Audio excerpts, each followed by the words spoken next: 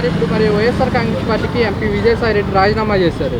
పార్టీకి అలాగే రాజ్యసభ సీటుకి మరి ఎలా ఉండబోతుందంటారేంటి రాబోయే రోజుల్లో? రాబోయే రోజుల్లో వైఎస్ కాంగ్రెస్ పార్టీకి రాజీనామా చేశాడంటే వాళ్ళు పక్కా ప్లాన్తోనే ఉన్నారు, వేరే ఒక దీంతో ఏం కాదు. వాళ్ళు ఒక అవగాహనతోనే ఆయన రాజీనామా చేయటం, తర్వాత ఆయన చేసే పని ఆయన చేసుకుంటూ వెళ్తాం, జగన్మోహన్ రెడ్డికి ఇవ్వాల్సిన ప్రాముఖ్యత ఆయనకి ఇవ్వటం, అలాగా ఏదైనా సరే అది వాళ్ళు చేసేది ఒక పద్మవ్యూహంలో నుంచి ఎలా బయటకు రావాలనేది ఆలోచించి చేస్తున్నారు. నా ఇష్టపూర్వకంగానే నేను రాజీనామా చేశాను, ఎవరో బలవంతం అది సొంత నిర్ణయం వారి ఇష్టపూర్వకంగానే చేశారంటే చేసి ఉండవచ్చు, లేదా అంటే ఇక ఏదన్నా ఇంకా ఉండొచ్చు, అంతేగాని అది ఎవరిని కాదనేది లేదు, అది సొంత నిర్ణయంతో జరిగి ఉంటుంది. నేను ఇంకా రాజకీయాల్లోకి రాను, నేను వ్యవసాయం చేసుకుంటానని చెప్పేసి కూడా విజయసాయి రెడ్డి గారు అంటున్నారు. ఇంతకుముందు అనేక మంది వ్యవసాయంలోకి రాము, రాజకీయంలోకి రాము, ఇది చేసుకుంటా అది చేసుకుంటా అని చెప్పిన ప్రతి ఒక్కరు కూడా ఏదో ఒక రకంగా ఏదో సమయంలో వస్తారు. ఇప్పుడు ఒక ఈ పులి మీద సవారి చేసేవాళ్ళు దాని మీదే ఉండాలి. ఆ సవారి చేస్తూ దిగారు అనుకోండి, అది పులి వాళ్ళని తినేస్తుందో లేకపోతే ఏం జరుగుతుందో ఎవరికి తెలియదు. పులి మీద సవారి చేసేవారు పులి మీదే సవారి చేస్తూనే ఉంటారు, దిగారని అనుకోకూడదు. ఒక దాని లెక్కగానే ఉంటుంది. వైఎస్ఆర్ కాంగ్రెస్ పార్టీకి సంబంధించిన నాయకులు కానివ్వండి, కార్యకర్తలు కానివ్వండి అన్నమాట, పార్టీ కష్టకాలంలో ఉన్నప్పుడు ఇలా రాజీనామా చేయడం కరెక్ట్ కాదంటారు, మీరేమన్నారు? పార్టీ కష్టకాలం ఉన్నప్పుడు రాజీనామా చేయడం కరెక్ట్ కాదంటే వాళ్ళ అది ఆ లాభాల కోసం రాజీనామా చేస్తారు. ఎందుకంటే ఎవరైనా వాళ్ళ ఆస్తులు కాపాడుకోవాలి, వాళ్ళ మీద కొన్ని ఫిర్యాదులు ఉన్నాయి, వాటిని మనం కప్పిపుచ్చుకోవాలంటే వీటిలో రాజీనామా చేసి అధికార పార్టీలోకి వెళ్తాం, అది సహజం. అది ప్రతి ఒక్క మానవుడికి ఉండే నైజం అది. కాకపోతే రాజకీయ నాయకులు మరి ఇంకా ఎక్కువగా ఉంటుంది అంతే. మరి ఇప్పుడు ఇలా వాళ్ళ పార్టీకి సంబంధించిన ఎమ్మెల్యేని కానివ్వండి, ఎంపీలు కానీ రాజీనామాలు చేసుకుంటూ వెళ్ళిపోతున్నారు. మరి పార్టీ మొత్తం సంఖ్యాబలం తగ్గిపోతుంది కదా.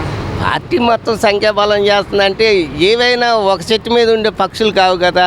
ఆ చెట్టు మీద నుంచి ఈ చెట్టుకి, ఈ చెట్టు మీద ఆ చెట్టు మీదకి వాలే పక్షులు, అవి స్థిరంగా ఉండే పక్షులని ఎవరు అనుకోవు. ఎందుకంటే ఒక గూటిలో ఉండే పక్షులు ఒక గూటిలో ఉంటాయి, ఆ గూటికి ఈ గూటికి ఈ గూటికి ఆ గూటికి మారే పక్షులు ఎన్నో ఉన్నాయి. ఇప్పుడు టీడీపీలో ఉన్నవాళ్ళు, తర్వాత వచ్చి వైఎస్ కాంగ్రెస్, తర్వాత వచ్చి బీజేపీ, తర్వాత వచ్చి జనతా, అనేక రకాల పార్టీలు మారుస్తూ ఉంటారు. అదంతా మనకు తెలిసిందే కదా.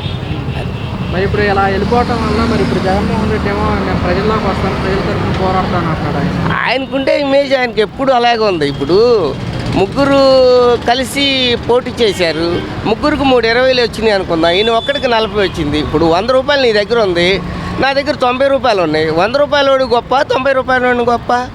100 రూపాయల వాళ్ళు మేము నలుగురం కలిసి 100 సంపాదించాము, నువ్వు ఒక్కడే 90 రూపాయలు ఉంటే ఉపయోగం ఉంది అన్నట్టుగా ఉన్నారు. ఏదైనా కానీ ఒక విధంగా ఎంపీకి రాజీనామా చేసి సొంత పార్టీ పెట్టి ఒక ఎమ్మెల్యేగా ఉండి ఒక 60 మంది పైన సీట్లు గెలుచుకొని ఉండి మరలా తర్వాత ఇప్పుడు వచ్చి 151 సీట్లు గెలిచిన గొప్ప వ్యక్తి అతనే. ఒక విధంగా చెప్పాలంటే ఇండివిజువల్గా ఉండి ఒక ఇండిపెండెంట్ పార్టీ నాయకుడు అయి ఉండి ఒక ఇండిపెండెంట్గా పెట్టి ఆ విధంగా విజయం పొందింది మటుకు వైఎస్ జగన్మోహన్ రెడ్డి. అది మటుకు వాస్తవం. ఇప్పుడు వాళ్ళ నాన్నగారు ఉన్నారు, ఒకప్పుడు ఎంతో చేశాడు, పైకి వెళ్ళి హైకమాండ్ని నాకు ఫలాంది కావాలని చెప్పి డిమాండ్ చేసి తీసుకొచ్చాడు. కానీ వెనకాల అతను చేసినవన్నీ ప్రజలకు మంచి పనులే, ఒకటి చెడ్డ పని ఒకటి ఆ పని అని కాదు, మొత్తం మంచి పనులే చేశాడు రాజశేఖర రెడ్డి. అతను చూసి ఇతనికి వేసారనేది కొంతమంది అభిప్రాయం. కొంతమంది అయితే ఈయన సొంతగా నిర్ణయం తీసుకొని ఇక పాదయాత్ర అని ఏదైనా చేయని ఇతను మటుకు చాలా జాగ్రత్తగానే చేసుకొచ్చాడు ఇప్పుడు వరకు. మరి ఇప్పుడు ఇలా ప్రజల్లోకి రావడం వల్ల వైఎస్ఆర్ కాంగ్రెస్ పార్టీ పుంజుకునే అవకాశం ఉందంటారు? వైఎస్ఆర్ కాంగ్రెస్కి ఎప్పుడూ తగ్గలేదు. ఆయన party vote percentage, party vote అలాగే ఉంది. ఆయన ఓట్ బ్యాలెన్స్ ఏం తేడా రాల. కాకపోతే ఏంటంటే కొంతమంది వ్యక్తిగత చెప్తున్నాను కదా, కొంతమంది అటు కొంతమంది ఇటు కొంత అంటే గోడ మీద పిల్లివాటం కాదు బోల్డ్ మంది ఉంటారు. అది ఎంత కామన్. అది మానవ నైజం. ఏంటంటే నాకు 100 రూపాయలు ఇస్తున్నా అంటే నేను గబగబ పరిగెట్టి 100 రూపాయలు కాసి పడతా. ఆడి 100 మనకెందుకులే, మనం తిందాం అనుకునే వ్యక్తులు ఎవ్వరూ లేరు. 100లో ఒక 10 మందో లేకపోతే ఒక 8 మందో ఉంటారు. అలాగా నిజాయితీగా నిండి ఉంటారు. కాదండి, జగన్మోహన్ రెడ్డి గారు ఎందుకని సింగిల్గానే పోటీ చేస్తారు, నా పార్టీని దేంట్లో విలీనం చేయనంటారు? చేయను అంటాడు. తనకున్న ధైర్యం అది, తనకున్న ధైర్యం. నేను ఎప్పటికైనా ప్రజల్లో ఉన్నాను అని చెప్పి అనుకునే భావం అది. వాస్తవంగా ఆయన ఇప్పటికీ ప్రజల్లోనే ఉన్నాడు. వాళ్ళ నాన్నగారు ప్రతి ఓడి ఇంట్లో ఆ పార్టీ ఈ పార్టీ అని కాదు, వాళ్ళ నాన్నగారు ప్రతి ఒక్కళ్ళు ఇంట్లో పెట్టుకున్నారు. అలాగే జగన్మోహన్ రెడ్డిది కొందరు అభిమానులు గుండెల్లో పెట్టుకుంటున్నారు. ఇక ఈ సంక్షేమ పథకాలంట కొన్ని వస్తాయి కొన్ని రావు, అవన్నీ బోగస్.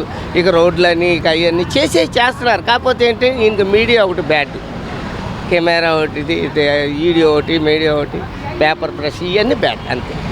సార్, ఇప్పుడు జగన్మోహన్ రెడ్డి అధికారంలో ఉన్నాడంటే ఓకే, ప్రజలు వస్తున్నారు అతను చూడటానికి అనుకోవచ్చు. జగన్మోహన్ రెడ్డి అధికారం కోల్పోయినా కానీ ఏంటి ఆ జనాభా రావటం అంటే అది నేను చెబుతున్నా కదా, ఆయనలో ఉన్న ఇది ప్రజల్లో ఉన్న నమ్మకం ఆయన మీద, అది అంతేగాని వేరే అని కాదు. కొంత అప్పుడు ఎలక్షన్ అప్పుడు అంటే వాళ్ళు డబ్బులు ఇచ్చారు వీళ్ళు డబ్బులు ఇచ్చారు అందుకు వచ్చారు అనుకుంటా. యాక్చువల్గా అయితే ఎదర మనసులో ఉన్న నీ మీద నాకు అభిమానం ఉంది, నువ్వు ఎక్కడున్నా కాబట్టి నీ దగ్గరికి రావాలనిపిస్తుంది, వస్తాం. అంతవరకు అది వాస్తవం, 100% వాస్తవం.